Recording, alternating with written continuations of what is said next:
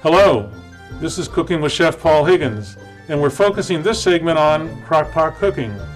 Today, we're going to spend some time looking at roasting using beans and also apples.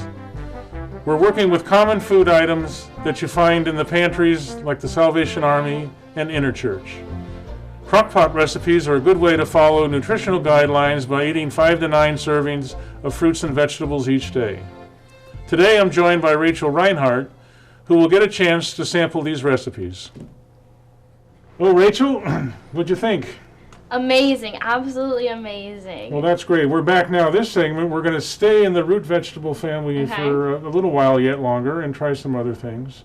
But what was your overall take on being able to use the same vegetables 3 different ways? It was really awesome just to see you can have 3 meals with the same vegetables, the same kind of basics. It's pretty cool.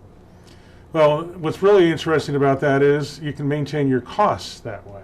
Okay. Because you figure if you're using 3 different recipes using the same ingredients basically, you're spreading your cost out fairly well. That soup all by itself that we had in the first segment, you could probably do your family of 4 for $7 or $8 with that. Oh, wow. So with vegetables, we sometimes think that getting fresh vegetables costs more than canned vegetables. You said that's not so true. Well, it's absolutely not so true, and especially what you need to look at is the nutritional value. And of course, being here in Knox County, we're an agricultural community, and we have vegetables practically all year. So there's no reason that you cannot get fresh vegetables. I know a lot of times we need to use the canned vegetables, and if you do, I would encourage you to at least wash them off, rinse all that sodium and other stuff, get it out of there. And but where you can, there's a growing calendar available. You can get it from OSU Extension. You can get it from the state of Ohio, from the agricultural department, and you can literally follow what's going on in the growing season. So, what are we doing now? We're going to do beets. Beets. Well, we've been in root vegetables, and sure enough, beets are a root vegetable. So I've got some beets here, and the season for beets runs fairly long, so they are available. Now, I will have to say they don't look very pretty. Put that aside, and what we're going to do is we're going to roast them in the crock pot. Okay, roasting in a crock pot? We're going to roast in the crock pot. We're just going to wrap them in foil, and I've got some already ready here to go. So just that simple. About 3.5 hours. Let them cook. All right, so we've had our beets cooking here for us. And we'll just grab one out and see how we did. Now I have to tell you, they're hot, so be careful. Okay. But I like to get them unwrapped a little bit and let some of that heat get away from them. We'll let that sit for just a second, and then we'll talk about what we're going to do with them next. Okay. Now, if you can see real simple here, this skin will come right off. Oh, wow. All right, so we ready to try a little beet salad? Yes. All right, let me have your big plate here on the bottom this time.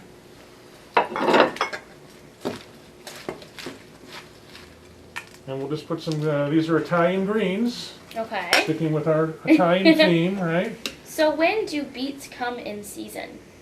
Well, they come in, being that they're a root vegetable, they need a head start after the frost and the frozen ground and what have you. So you probably see them probably in June, July. Okay. But then you'll see them for the rest of the year because they store very well. Okay. Okay. So what I'd like to do, if I may, is also just put a little dab of goat cheese right there. Ooh. And see what you think about how all that comes together. Okay. It's really good. That's all right? Mm-hmm. We have a new beet person now, right? So, Chef, this has all been very diverse with different things we've been doing in the crock pot. We've had soups, stews, and we've been roasting. So what are we doing now? Well, I think we need to have, because it's winter time, we need a little comfort food. Let's do some ham and beans. Ooh. Okay, so we'll start out with our maripa, Yeah. carrot, celery, and onion. Okay. We have that.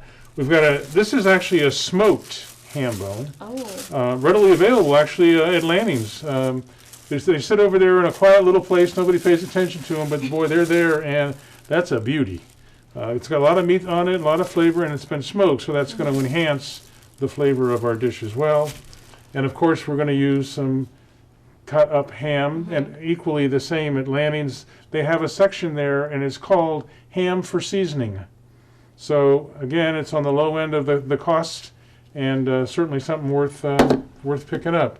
So all this can come together again for not a lot of expense. Right. This makes a good portion. You could feed 10 or 12 people with with this, because we're going to use the 15 bean mix. Okay.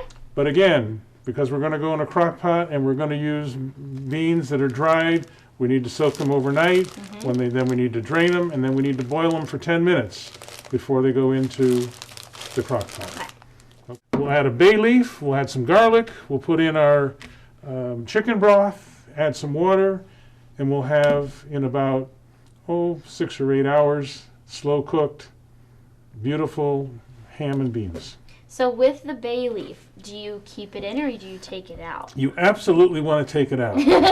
If you don't take it out and it ends up in your soup bowl, you will be reminded that you should have taken it out. And then with the ham bone, you put the whole bone in. The whole thing, just as it is. And you'll see after it cooks and it breaks down that the meat and everything that actually comes off the bone. And you could actually take that out and you could cut it all back up and add it back into your bean mix. Okay, you're ready? I'm ready. I think it's about done. Let's find out. Okay. Let me have your bowl again over here, please. And take a peek. Oh boy. Ooh.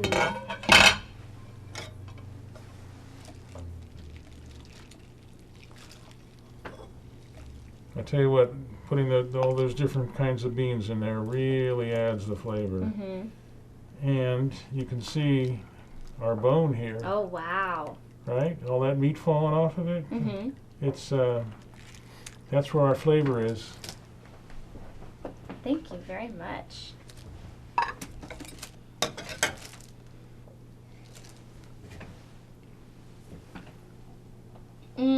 Chef, that is so good. Well, that's the whole idea, that you enjoy it and that your whole family can enjoy it as well. I can taste the smokiness. Isn't that nice? Nice taste to it. Yeah, absolutely. So, with your crock pot, are there any safety measures that you need to be careful about? Well, with so many different crock pots around and so many of us having crock pots that we may have had them a little bit too long. If you're on a hand-me-down crock pot, it might be time to say time out and go look at it. Make certain that all the wires are, not frayed or worn. A lot of times, we put things away and we wrap the wires and so on, and after time, that breaks down the wire, and it could be a problem for you. So you want to make sure that, your crock pot is in good repair, of course that it's clean. You can actually test to see how well it's working. You can fill it full of water and turn it on for about 8 hours, and then go take the temperature. Okay. And if it doesn't get up to 165 degrees, then might be time to go change your crock pot. Okay. So, Chef, what do we do with all of these leftovers? Well, like any leftovers, we can save them for yet another day. The important thing about when you're using your crock pot and you have leftovers is to take the food out of the crock pot, put it into a storage container that you can put into the refrigerator. Don't let it sit out, and don't let it cool all the way down in the crock pot. Okay. Because you'll get back into the danger zone, which we're all trying to avoid. Same thing when you go to reheat the leftovers. Even though they started out in a crock pot, you can get them onto the stove and reheat them that way to get them up to a safe temperature. So we've had a lot of main courses that we've done. What about dessert? Well, again, we're here in Knox County, and if there's one thing we have this time of the year and a lot of is apples. Having an apple dessert and being able to do it in the crock pot is right what we're looking for. Okay. So you want to make certain that we're using a firm apple, to number one, because it's going to cook for quite a while. so it needs to be able to hold up in the temperature. We're going to add some raisins. We're going to add some brown sugar, some white sugar. We'll put a little cornstarch in there with the water mixture again to tighten it up. And that'll be our baked apple. Now, for a real treat, and you want to do apples in the crock pot, take some butter and get some maple syrup. Ooh. Melt that all down, make a mixture, and put that in your crock pot. That will really light you up. Fun thing about using apples, of course, we're going to have them, you're going to get to taste them on their own, but you can put them over ice cream, which is always a lot of fun, right? Or even better yet, put them on pancakes in the morning. Ooh, that sounds good. So let's see what they came out like. Let me have your dish here, and we'll give it a go. Thank you.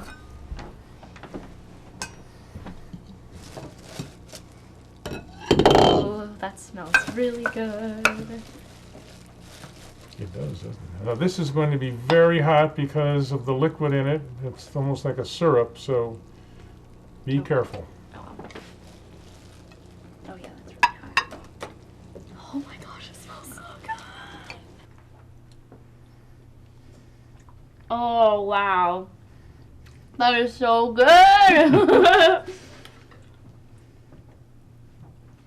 Just the raisins and the apples and the brown sugar, it just all comes together and it's so good. It's a real compliment to the apples. And since we have such an abundance of them, no reason why you can't use them. Thank you again, Chef Paul. This has been a real treat, just from going from soups to stews to roasting and then to apples. It's awesome. Well, I'm glad you enjoyed it. And you got to try beets for the first time. I did. So very exciting, and I hope the recipes get used. Don't just put them on the shelf. You know, you have to use them. So it's been a delight to have you here, and it's been a delight to be here to be able to present Food for the Hungry. We'd like to take a moment here to say special thanks to Herald's Appliance, downtown Mount Vernon, for allowing us to use their kitchen today. Also, a big thanks to Lanning's Food in Mount Vernon for donating the food used in our recipes. We also appreciate the support of OSU Extension Office in Knox County, the Rural Life Center at Kenyon College, and Extension intern Kayla Arnold. It's a great privilege to be part of Knox County's Food for the Hungry drive, and I encourage you to support the effort again this year with your donations of food and funds. This is Chef Paul Higgins reminding you to crock on, crock on.